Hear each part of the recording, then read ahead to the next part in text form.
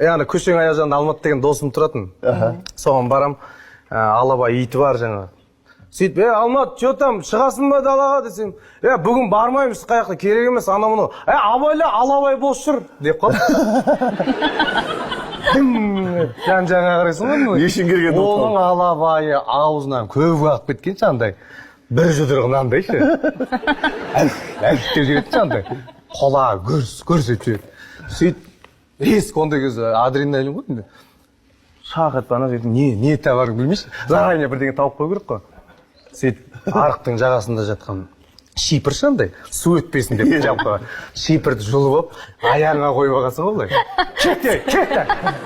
Өзің білесің, алабайды кетіп қалу керек қой. Бір 100 метр жүрдім, 200 метр кет деп айғайлап келе жатырмын ғой. Ол жоқ, ит жоқ. Ит жоқ қой енді, бірақ шығып қала ма деп ойлағам ғой, шығып қалып аяғына түсесе шипірға ауыз соғыла ма деп. Сөйтіп кет деп бір көшеде жүрдім де, алабай жоқ қой деп шипірді лақтырып қойдым. Шипір замедленныймен ұшты, замедленныймен мына жақтан алабай келді ғой. Депші, кетті деп андай. Мотоға сыймайды ше.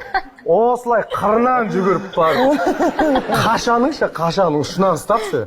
Кәдімгі 10 жыл тренировка жасаған балетмейстер ұқсап, былай секіріп өтіп кеткенсің ғой қашаға. Балай забордан ба? Анау арс кет шөп жылып бірдеңелерді лақтырып біреудің үйіне өтіп кетті. Ана ағаштың жан-жағында тастарды әктеп қояды ғой, су кетіп қалмасын деп. Соның тасын алып ұрып жүріп құтыламын ғой. Құтылып, ол үйде Мадина деген қыз тұрады еще.